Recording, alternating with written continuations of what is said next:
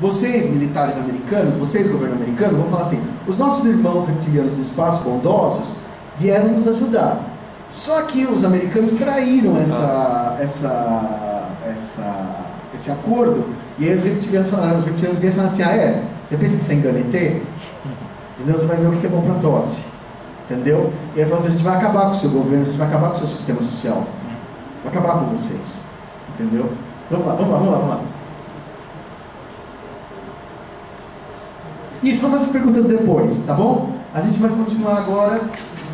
Bom, pinturas da Renascença, né? Você tá um pouquinho, tá? Pinturas da Renascença, esse aqui Domenico Ghirlandaio, é uma Madonna São Giovannino, né? Tem gente que fala que é um meteoro, né? Precisa ser muito cético para você achar que isso aqui não é um disco voador pintado na Renascença, né? O cara ainda está olhando, quer dizer, está fazendo a vigília ufológica de um UFO no século, né? Por favor, seguinte. Monastério Vysoki Dekani, Kosovo, né? Isso aí é no leste europeu, cerca de 1500. Gente, olha para esses dois desenhos, o que vocês podem pensar? Dá para pensar que isso não é nave? Entendeu? O que é uma pessoa sendo perseguida pelo... Isso o Daniken coloca no Era o Deus dos Astronautas, né? Quem é mais velho, acho que nenhum de vocês assistiu o filme. Quem assistiu Era os Deuses Astronautas do Daniken? Assistiu o filme? Aparece essa foto.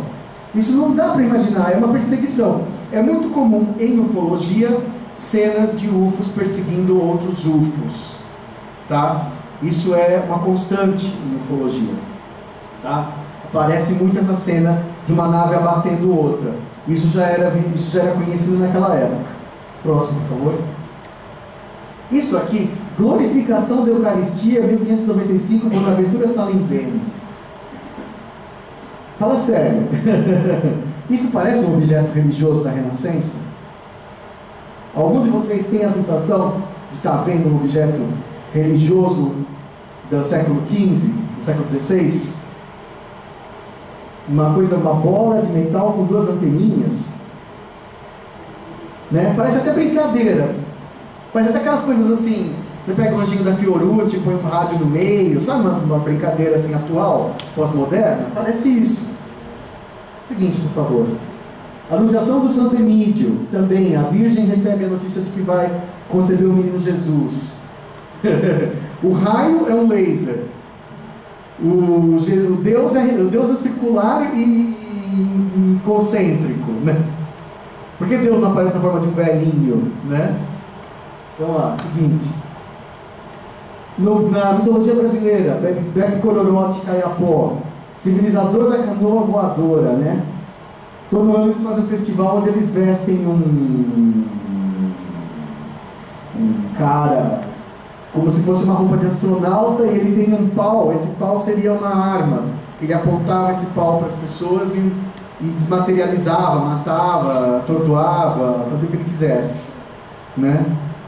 Assim, quer dizer, é difícil você não fazer uma associação com ufologia. Por isso que a gente vive numa civilização tecnológica, por isso que o ET tem muito mais medo da gente hoje. Porque a gente entende a coisa como ela realmente é, não como um mito, mas como uma cena de tecnologia. Porque a gente tem um paralelo ainda que primitivo de comparação. Seguinte. Olha, Sidônia, o rosto de Marte, na foto da Viking e a foto real. Por que eu chamo essa aqui a foto real? Porque recentemente eles mandaram aquela Curiosity, não sei o que, mandou lá outras Explorer, não sei o que, e apareceu uma coisa toda borrada. Mas hoje em dia tem Photoshop. E naquele tempo que a foto veio em tempo real, por que ela está nítida? Para mim é um rosto nítido. Por que ela deixou de ser nítida agora? Por que a tecnologia aumentou e a nitidez diminuiu? Oi, posso falar? Antes da queda do rosto tem 3 pirâmides nessa região. Tem as 3 pirâmides. Se você olhar ali, tem uma pirâmide de 5 lados, né? E tem muros, e assim, existem... O Marco Antônio Petit é um grande especialista em anomalias de Marte. Você pode procurar lá no site da revista UFO, Anomalias de Marte, tem várias: parede, obelisco, marca de estrada, marca de túnel, o faraó, tem uma que parece um faraó. Parece uma coisa muito egípcia, olhando assim. Parece que esses seres realmente migraram para a Terra ou ensinaram para os egípcios a sua arte, a sua cultura. Seguinte, Ó, você confia na acessibilidade da NASA? Eu não confio. 1985, a Viking. Mars Global Surveyor, 2001. Por que ficou borrado assim? Aquilo não dá, aquele grau de borrado não dá aquilo. Entendeu? Você pode falar assim, mas aqui a foto está ensombreada. Mas não é ensombreada, não tem como. Aquilo ser aquilo. Entendeu? Porque hoje em dia eles têm um programa qualquer, um software que borra as coisas que parecem construções. Entendeu? Quando chega na Terra já chega borrado. Deve ter lá no computador do próprio satélite, da própria sonda, deve ter um borrador de um Photoshop, um Automatic Photoshopper, sei lá. Um borrador automático de imagens. Entendeu? Ó, aqui Klaus Donner. Klaus Donner é um seguidor do Däniken. Se vocês quiserem conhecer Klaus Donner, ele era museólogo da Casa dos Habsburgos em Viena. O Klaus Donner, ele coleciona, isso aqui é arte pré-colombiana. Olha essa arte pré-colombiana, né? Tem um UFO, aparentemente abatendo outro UFO, tem um ET dentro do UFO, né? Um ser, sei lá, deitado dentro de uma nave, tem uma estrela atrás. É absurdamente não lógico num contexto de deuses, da natureza, da floresta, né? Klaus Donner, se você procurar o site do Klaus Donner, tem centenas disso. Eu tinha assim a exaustão. Eu peguei um ou dois só para vocês como um teaser, mas vocês podem ver lá, tem um montão. Próximo, mais coisas do Klaus Donner. Aquele disco para mim pousado, né? Embaixo tem uma coisa que parece uma cabeça de Grey. Até a gente pode falar assim, mas os africanos deformam, tá? Então você pode dizer assim, é arte, vai, passando assim, com maionese desce, né? Agora, aquele ali, o Klaus Donner chama de ciclo da vida. Você observar ali, começando da esquerda para a direita, né? Aparece o embrião, as fases do embrião até o bebê nascer, né? A vagina, o pênis, o feto, né? Mas só que são assim, são imagens, vocês que são biólogos, né? Microscópico, né? Como é que ele tinha essa nitidez do que o embrião tinha aquele rabinho e tal, né? Como é que eles sabiam das fases da gravidez tão claramente, né? Dos órgãos vestigiais e tudo mais. Estranho. Seguinte, por favor. Aqui o Däniken, né? Egito, Palenque, Nazca. Aqui está o astronauta do Palenque, né? Que os céticos falaram assim que era um rei sentado num trono, mas ele está sentado numa posição estranha, né? Ele parece que está olhando para está dentro de um submarino, uma nave, né? Mas aí, por exemplo, falaram assim que, inclusive, que ali atrás parece que tem um jatos de fogo, né? Como se fosse uma nave juntando fogo.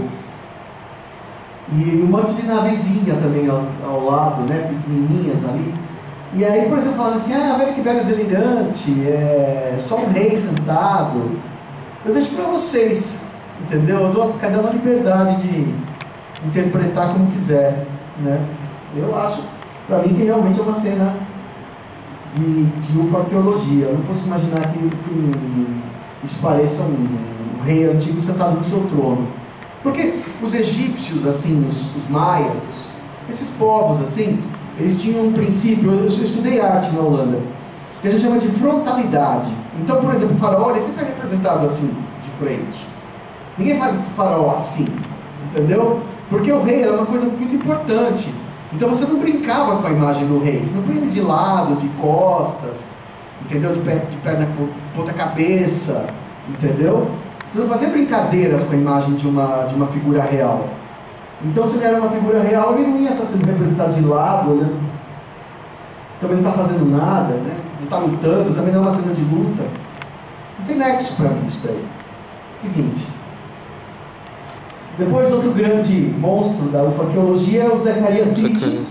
Ele que é judeu de Israel e arqueólogo, especializado em cultura suméria. Como eu não falo sumério, muita gente me pergunta o que eu acho do Sitchin. Eu falo assim, eu não acho nada, porque eu não falo sumério. Então ele fala que os Anunnakis, né, que vem do planeta Marduk, que fizeram a humanidade para ser escrava. e que isso é relatado na mitologia suméria. Então, assim, por exemplo, a árvore da vida, que seria um símbolo genético e tudo mais, e todos aqueles deuses, os Anunnakis faziam misturas de seres humanos com bichos e tudo mais, experimentos genéticos hediondos, né? Agora, o Zecaria, ele não, assim, as pessoas perguntam assim, é verdade o que ele falou dos sumérios?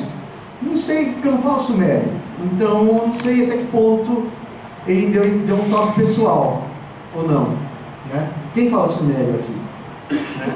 Então, falou? Stephen Greer, Heróis do Disclosure. Esse é o Stephen Greer, das 70 raças ETs, 14 raças ETs que ele mencionou ali. 28 de junho de 55, médico e ufólogo americano, fundador do CSANI, Center for the Study of Surgical Intelligence Disclosure Project. Ele é o cara que ele faz um projeto, né, parecido com aquela história da UFO, da liberdade de informação já, só que em vez de tentar forçar os militares na ativa a dar a verdade, ele vai nos velhos. Então fala assim, o senhor era major em 50, em Roswell, não sei aonde, o senhor viu a nave chegar, o senhor viu? Aí o velhinho lá fala, não, eu vi, então você vai testemunhar publicamente que viu.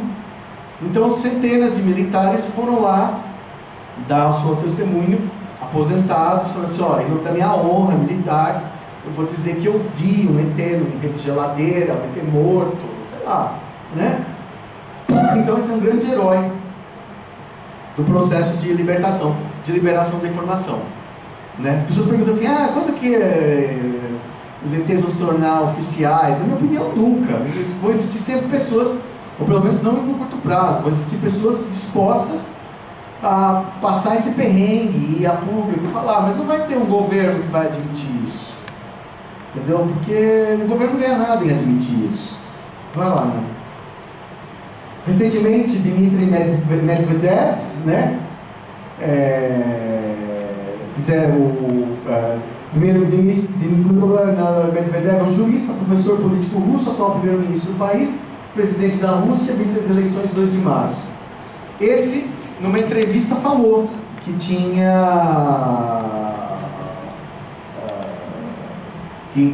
existia, que os extraterrestres existiam, que era verdade.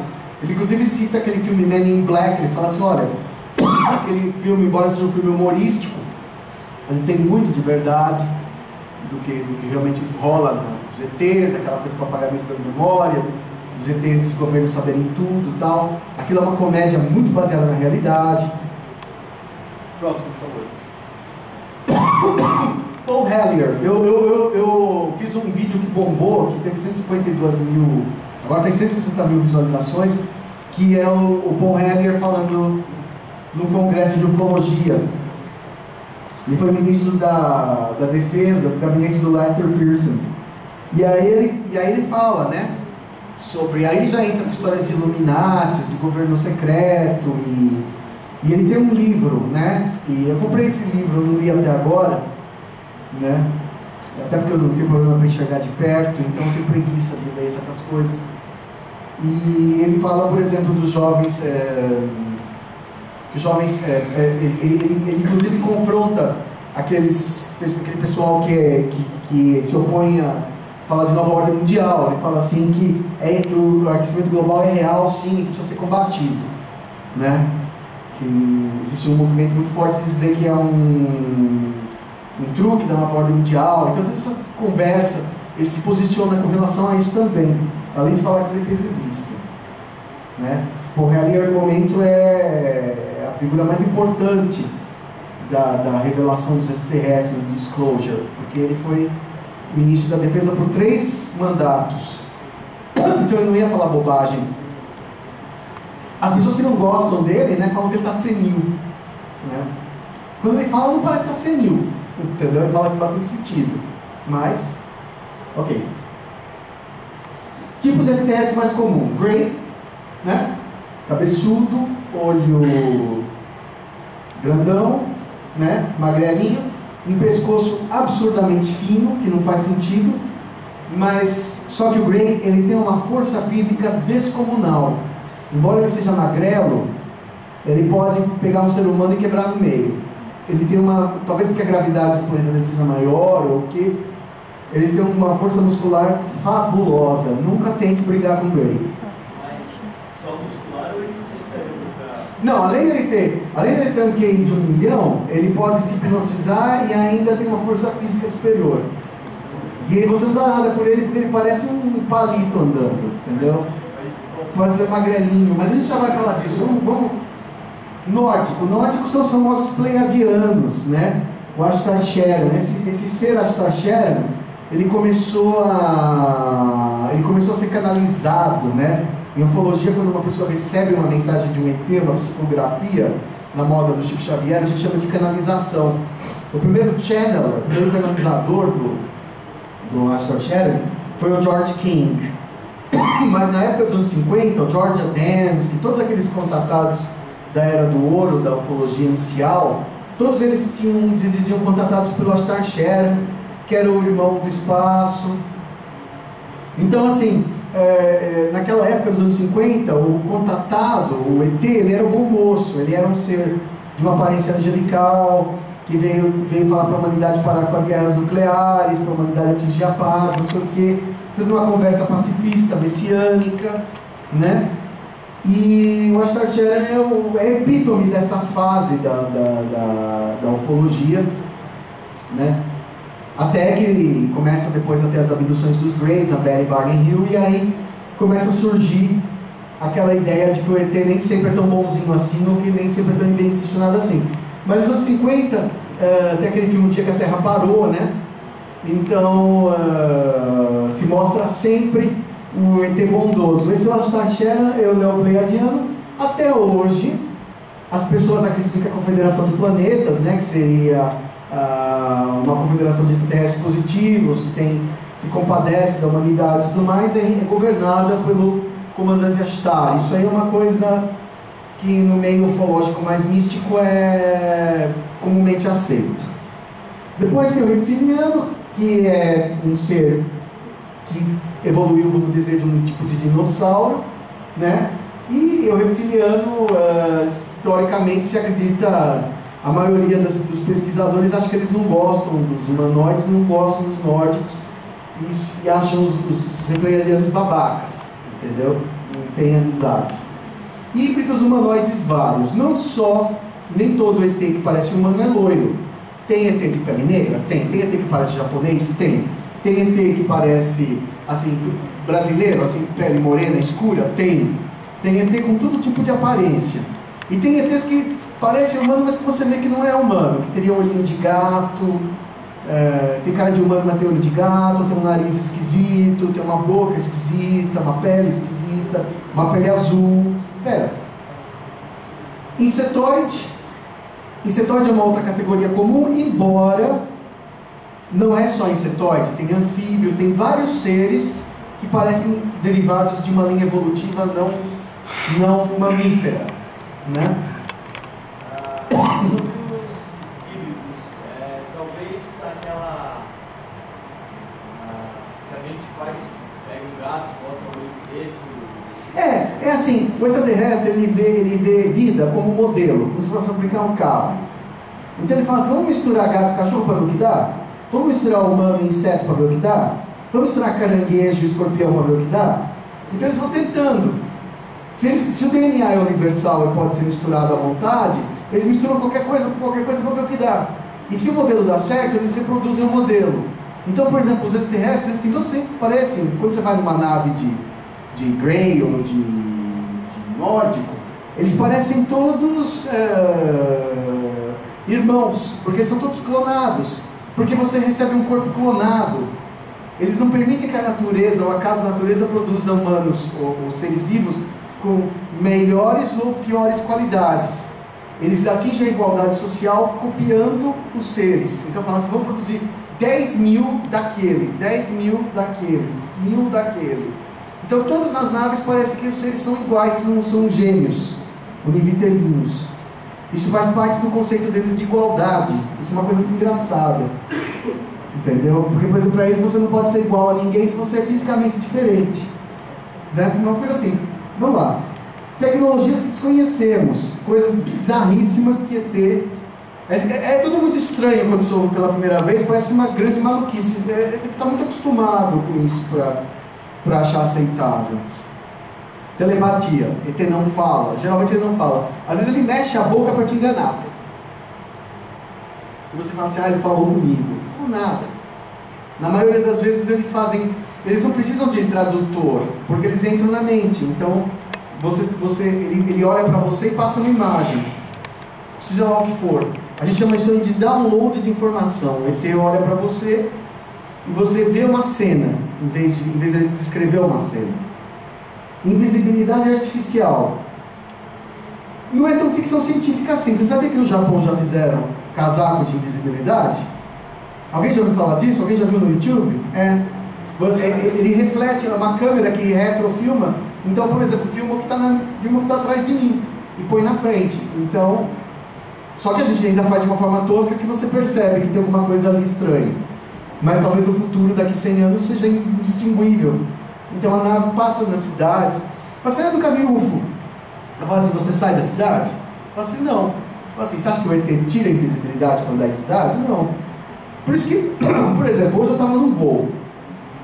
Eu sempre faço aquela fezinha de olhar para a janela para ver se parece um UFO no voo, né? Mas nunca vi. Por quê? Porque eles estão todos na invisibilidade. Ele só desliga a invisibilidade quando ele quer se contatar com você. Então quando você está no mato lá embaixo, você está numa vigília, o UFO surge do nada. Eu já tive essa experiência várias vezes. Pá! Aparece. Aí ele começa a vir para cima. Porque aí é com você o negócio. Hã? Não, geralmente eu e meu grupo. Por exemplo, na noite de Natal, eu tive uma experiência assim. A gente estava no mato, eu e o Emílio, a gente foi para fazer uma vigília, ele sentiu o chamado, falou assim, hoje tem, vamos lá.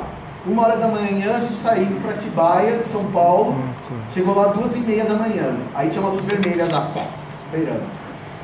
Aí a gente se parou na montanha, né, da outra montanha lá, o negócio começa a crescer, soltar faíscas como se fosse solda, chegando e começou a vir na nossa direção, aquele negócio brilhante e quente, né? Aí quando ele chegou bem perto, eu falei assim, isso vai queimar a gente, né? Então ele foi chegando assim, desapareceu de novo, voltou para a invisibilidade.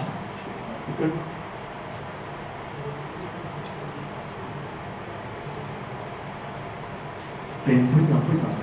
Então tá, levitação, para eles pensa a gravidade não é nada. Ilusão holográfica, quer dizer, é a famosa screen memory, você olha para uma coisa e está vendo outra. Imortalidade parcial, tipo assim, eles são capazes de repor órgãos, então eles vivem milhares de anos. E eles consideram o envelhecimento doença, então aquela duplicação errada das células, que é o envelhecimento, eles conseguem reverter. Então eles só morrem mesmo por impacto, ou levou a nave caiu, ou levou uma facada, sei lá, né? Transdimensionalidade, materialização e desmaterialização, quer dizer, aparece num lugar, atravessa a matéria sólida. Parece que é possível atravessar a matéria sólida, que o elétron pode que um átomo pode interpenetrar uma outra matéria. Nascer sabendo, adulto, a capacidade de transferir a consciência, né? Fala assim, ele já nasce sabendo tudo que ele fez, entendeu? Eles transferem a consciência para um corpo novo. Entendeu? Também quando o corpo se desgasta demais. É uma coisa que eles dizem ter. Sedução sexual, essa é muito estranha. Mesmo sem ser fisicamente atraído para o humano, o reptiliano olha para você e fala assim, seja ele macho ou fêmea, o que for, ele olha para você e fala assim, vou transar com você. E parece uma lagartixa, e você fala assim, sim, por favor, e você vai lá e faz. Você não tem capacidade de dizer não para ele, porque ele te hipnotiza. Entendeu? É o caso da Pamela Stonebrook, né? Ela tem um marido reptiliano. Ela falou assim, depois que meu marido reptiliano transou comigo, eu nunca mais quis homem humano.